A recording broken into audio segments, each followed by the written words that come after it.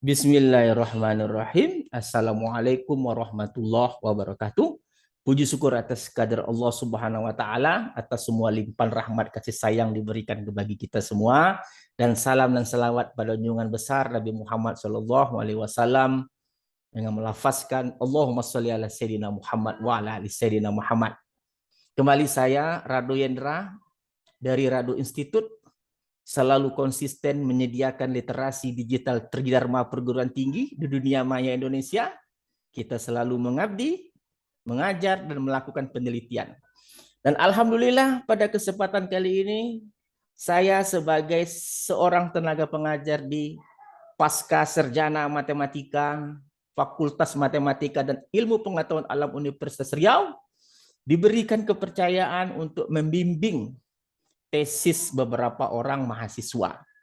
Nah, satu hal yang terbaik yang saya akui di program studi S2 Matematika Universitas Riau ini, di mana mahasiswa diwajibkan menghasilkan riset artikel yang akan diterbitkan di jurnal internasional sebagai syarat sebelum mereka melakukan ujian tesis. Nah, ini merupakan suatu yang the best saya rasa untuk program studi S2 Matematika Universitas Riau. Banyak kelebihan-kelebihan ini sambil melaksanakan. Saya juga ingin promosi sedikit karena ini memang sesuatu hal yang sangat baik yang harus saya sampaikan kepada audiens Rado Institute, pada mahasiswa dimanapun Anda berada. Nah, program studi S2 Matematika ini merupakan suatu program studi yang memang membahas matematika dari sudut pandang yang luar biasa, baik dari sudut pandang statistik, murni maupun applied. Dan ada satu lagi adalah program pengajaran matematika. Dan diajar oleh dua orang profesor ternama, profesor di bidang analisis dan profesor di bidang operasi riset. Dan hampir seluruhnya dosen pengajar di S2 Matematika ini tamatan dari luar negeri.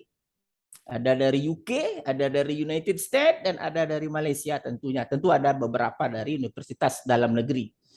Jadi saya rasa tidak ada celahnya untuk mengatakan Anda tidak akan beruntung jika Anda menimpa ilmu melanjutkan ke dalam program studi S2 Matematika. Dan kebetulan saya dibebankan, saya dipercaya untuk mengasuh mata kuliah statistik yang alhamdulillah saya pada kesempatan kali ini akan melaksanakan review kerangka riset artikel dari mahasiswa saya. Jadi yang ingin kuliah di program studi S2 Matematika di Pasca Sarjana Universitas Riau ini, Anda akan ketemu dengan program-program menarik dari bidang statistik tentunya. Anda akan diajar dengan menggunakan metode pengajaran yang sangat menarik yang pastinya akan di-share dalam dunia maya melalui Rado Institute. Baik itu praktikum, pembahasan soal maupun seperti sekarang ini bedah review kerangka riset artikel dari calon calon S2, calon S2. Jadi silakan bergabung, kita bisa berkomunikasi untuk menghasilkan keilmuan Anda di bidang statistik dengan sangat baik. Dan tentu saja tidak hanya statistik yang ada di program studi S2 Matematika, Anda bisa belajar ilmu-ilmu matematik murni, Anda bisa belajar berbagai teknik metode numerik, operasi riset, dan seterusnya. Nah, pada kesempatan kali ini saya akan coba mereview kerangka riset artikel dari seorang mahasiswa pasca sarjana yang akan segera tamat dari Pasca Sarjana Matematika FMIPA Universitas Riau. Judul riset artikel yang disampaikan kepada saya adalah The New Case COVID-19 Probability Modeling Using Sum-3 Mixture Distribution. Jadi ada yang akan dia tawarkan ini adalah suatu pemodelan peluang untuk pasien positif COVID-19. Cuman saya menyarankan, tentu saya akan lihat dulu apa kerujukan yang dia gunakan. Coba kita lihat bersama-sama apa dasar pemikiran dia, rujukan yang digunakan. Oke, kita coba lihat rujukan yang digunakan. Yang pertama yang dia gunakan rujukan itu berdasar dari suatu riset artikel Modeling COVID-19 Case in Pakistan Using Lifetime Probability Distribution.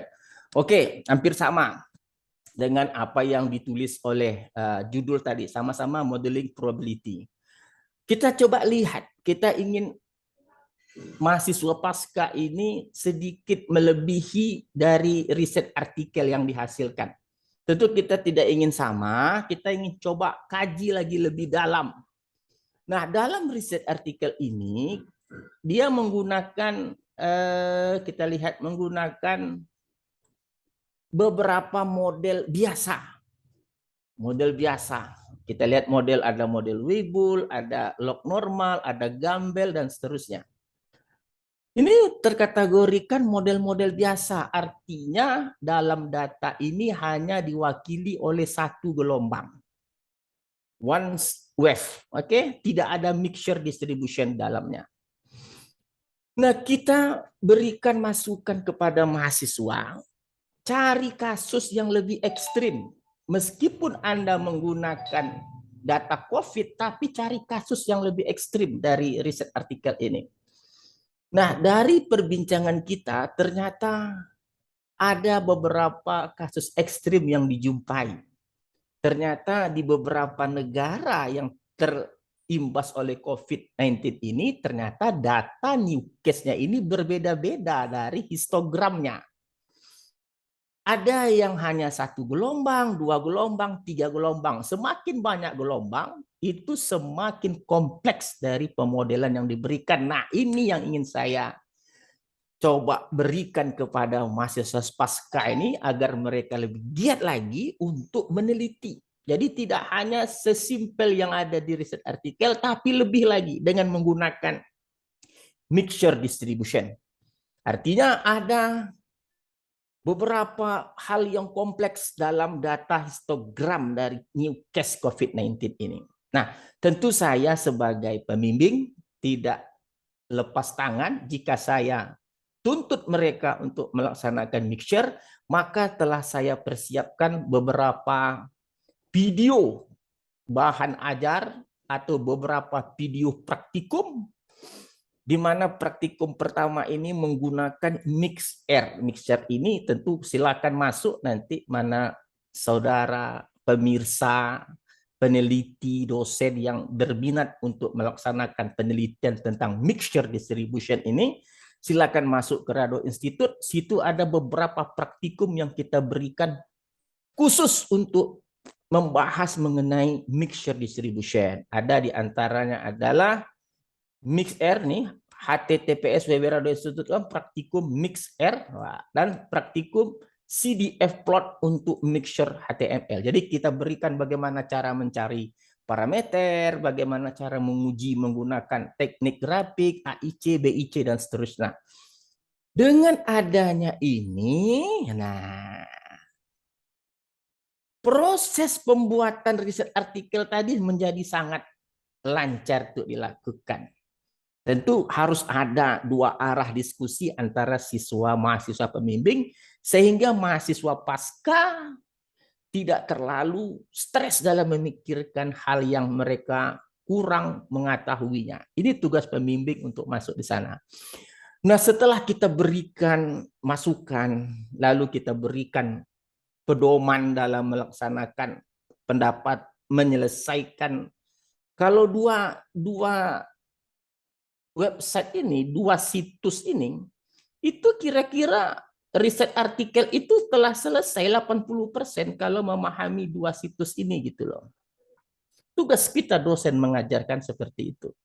Nah, setelah kita berikan motivasi, lalu mahasiswa tadi bergerak untuk melaksanakan pembuatan riset artikel tadi, dan alhamdulillah dalam waktu yang panjang ini memang mahasiswa kita yang dibebankan untuk membuat tesis ini memang agak bandel sedikit, sering menghilang, tapi itulah kehidupan ya, kehidupan seperti itu tuh biasa. Banyak problema kehidupan yang harus dikerjakan, apalagi musim-musim susah sekarang, minyak naik setelah COVID. Nah, itu saya rasa itu hal biasa. Cuman saya sebagai dosen mengimbau agar tetap bersemangat dalam melaksanakan riset artikel ini karena ini adalah langkah terakhir untuk menyelesaikan tesis.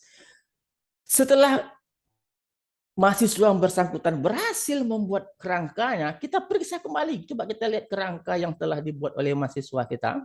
Nah, ini kerangka dari riset artikel, beberapa material yang akan ditulis nanti dalam riset artikel seperti dia telah mendapatkan data new case COVID-19 in Turki. Jadi kalau kita lihat data pergerakan Turki selama 3 bulan ini, memang tidak cukup untuk digambarkan dengan menggunakan fungsi densitas yang biasa-biasa saja.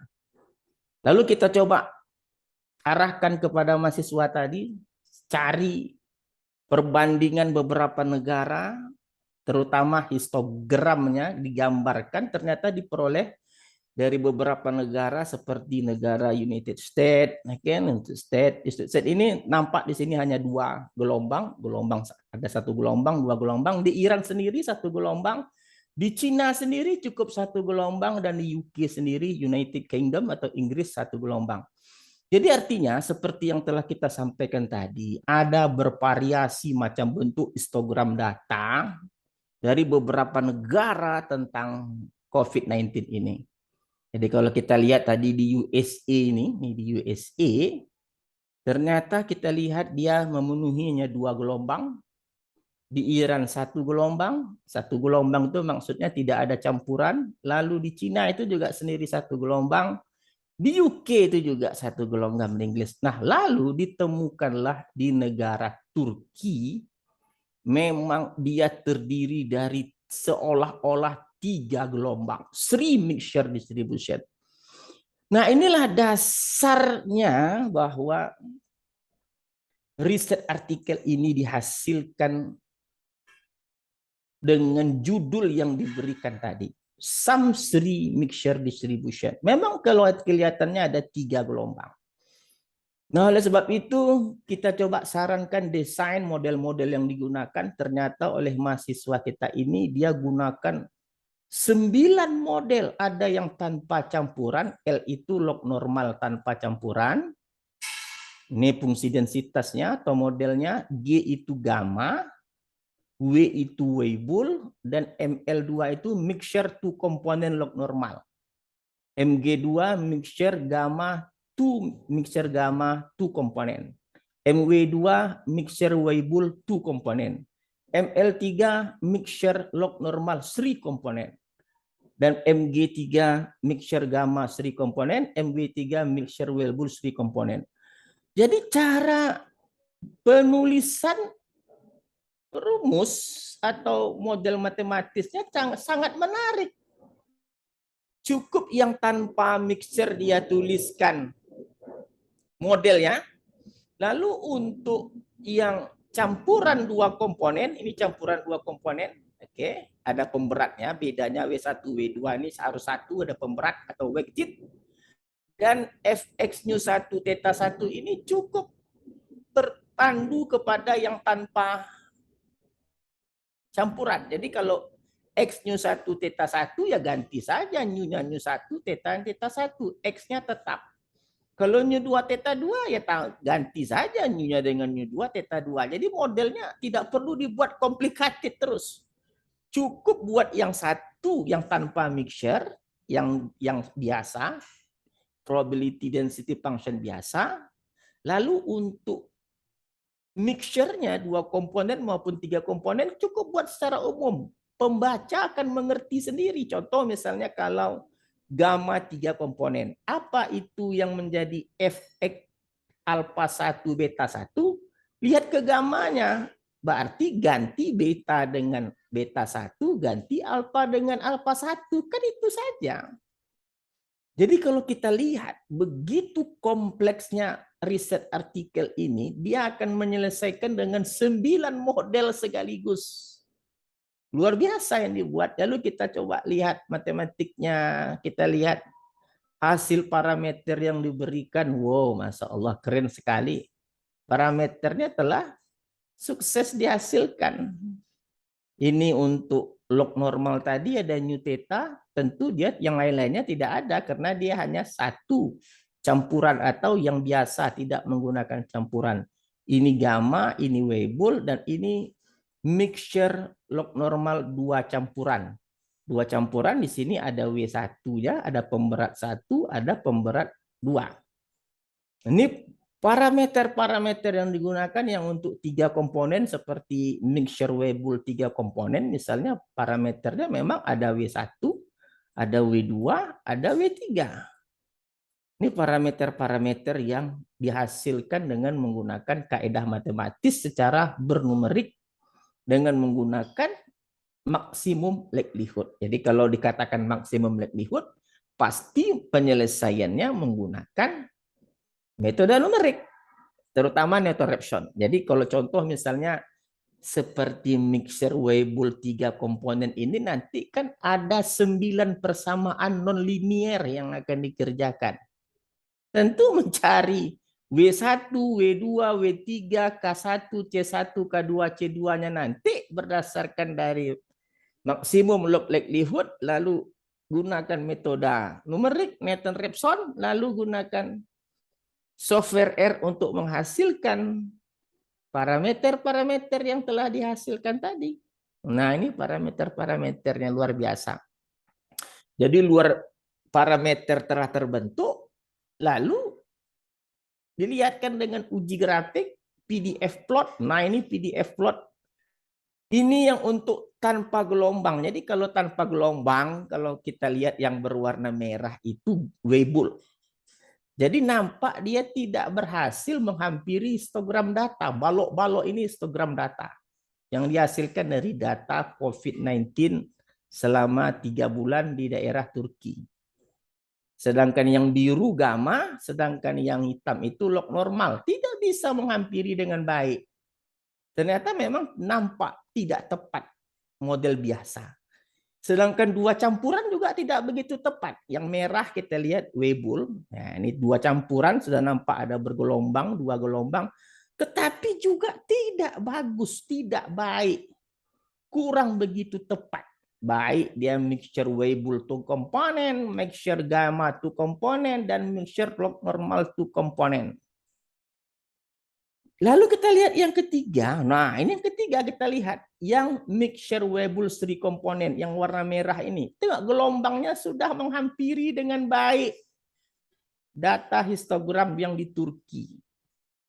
Jadi kalau begitu, sebenarnya siswa saya ini sudah berhasil. Lalu menggunakan kaidah numerik AIC. Lalu kalau dari gambar kita belum bisa menentukan karena hampir-hampir sama saja antara mixture Weibull 3 komponen, mixture gamma 3 komponen, mixture log normal 3 komponen. Lalu kita gunakan kaidah bernumerik seperti AIC, BIC, dan log likelihood-nya. Jadi kalau kita lihat mana yang terkecil, itulah yang terbaik dalam statistik. Dan kita dapatkan bahwa yang dikasih bold hitam, yang tebal hitam ini adalah yang terkecil.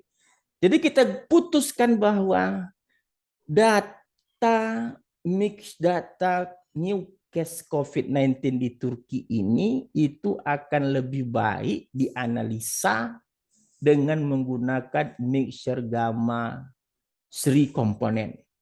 Menggunakan grafik menggunakan kaidah numerik seperti AIC. AIC itu Akaike Information Criterion, BIC Bayesian Information Criterion, dan log likelihood-nya. Makin kecil dia akan makin bagus. Oke, kita sudah lihat kerangka riset artikel ini sudah siap. Tinggal cuap-cuap, tinggal cerita saja. Introduction, data, metodologi, dan output atau result dan kesimpulan, lalu referensi. Tinggal cerita saja saya rasa apa yang harus dilakukan oleh mahasiswa kita ini, hanya tinggal cerita saja. Nah, bagaimana cara menghasilkan grafik, parameter? Kita telah berikan tadi di awal 2 website di Rado Institute, 2 link website di Rado Institute. Nanti silakan Anda buka sendiri, silakan pahami dengan baik. Mungkin tidak hanya untuk COVID, untuk kecepatan angin atau data Data yang lain, hujankah, kecepatan anginkah, suhukah, apalagi yang mungkin datanya. Mungkin data hasil ternak sapi atau apapun data yang bisa dilakukan dengan menggunakan kaidah probability modeling. Atau parameter-parameter ekonomi, pertukaran mata uang dari rupiah ke dolar atau seterusnya, itu bisa dilakukan dengan menggunakan mixture distribution. Bahkan data tinggi ombak tsunami pun yang pernah kita lakukan bisa dilakukan dengan menggunakan mixture distribution. Oke, kita sudah lihat tadi bagaimana luar biasanya mahasiswa pasca sarjana program studi S2 matematika ini dalam menghasilkan suatu kerangka riset artikel. Yang dihasilkan baru materialnya, outputnya. Belum lagi masuk ceritanya. Nah, kalau cerita ya cerita aja lah. Nah, ada susah cerita. Yang penting outputnya sudah ada. Apa pendahuluan? Abstrak yang paling penting. Dalam abstrak halus jelas, you mau ngapain, lalu apa yang digunakan untuk menyelesaikan masalah tadi, lalu apa hasilnya, kan 3 komponen itu saja dalam abstrak. Ingin meneliti kasus baru COVID-19 di daerah Turki dengan menggunakan pemodelan beberapa campuran 3 distribusi, modelkan dengan menggunakan kaidah maksimum likelihood untuk mencari parameter, lalu tadi didapatkan bahwa yang terbaik itu adalah mixer gamma. Dalam abstrak itu saja disebutkan sudah cukup. Mau ngapain? Lalu mau ngapain tadi itu, apa yang you gunakan, lalu apa hasilnya. 3 itu saja. Ingin meneliti pemodelan peluang new case COVID-19 di Turki dengan menggunakan model 3 komponen, menggunakan mixture distribution 3 komponen untuk mendapatkan parameter menggunakan maksimum likelihood, lalu menggunakan uji grafik dan uji numerik, lalu sebutkan hasilnya yang terbaik adalah mixture gamma 3 komponen. Nah, udah dapat di abstrak. Lalu ceritalah pendahuluan. Pendahuluan cerita kalau COVID nih, kapan COVID ini mula-mula ditemukan, lalu di mana, lalu apa penelitian dilakukan oleh orang tentang mixture ini, lalu sebutkan ada enggak peneliti lain yang telah memulai meneliti pemodelan peluang tentang COVID seperti yang dilakukan dalam riset artikel di Pakistan tadi, bisa jadikan rujukan cerita di pendahuluan bla bla bla bla bla bla. Lalu metodologi, sebutkan Anda menggunakan model mixture, apa itu mixture, lalu bagaimana cara cari parameter, uji kebaikan atau goodness of fit dari model, lalu hasil, ceritakan hasil. Saya rasa Anda sudah selesai 85%, hanya tinggal gunakan kemampuan bahasa yang baik untuk mengetik, lalu Inggriskan. Tulis dulu dalam bahasa Indonesia, kalau tidak sanggup dalam bahasa Inggris, tulis dalam bahasa Indonesia yang baik dan benar. Nanti kita akan cari lembaga yang terbaik dalam mentranslate. Saya sendiri pun tak mantap-mantap juga bahasa Inggrisnya. Saya sendiri pun mengaku, saya juga nggak hebat bahasa Inggris, tapi tidak akan menjadi kendala dalam menghasilkan riset artikel yang bermutu. Oke, saya rasa perjumpaan kita kali ini cukup sekian dulu. Jumpa lagi dengan program-program dari Pasca Sarjana Matematika Universitas Riau, tentu saja bekerja sama dengan Rado Institute. Saya Rado Hendra undur diri. Assalamualaikum warahmatullahi wabarakatuh.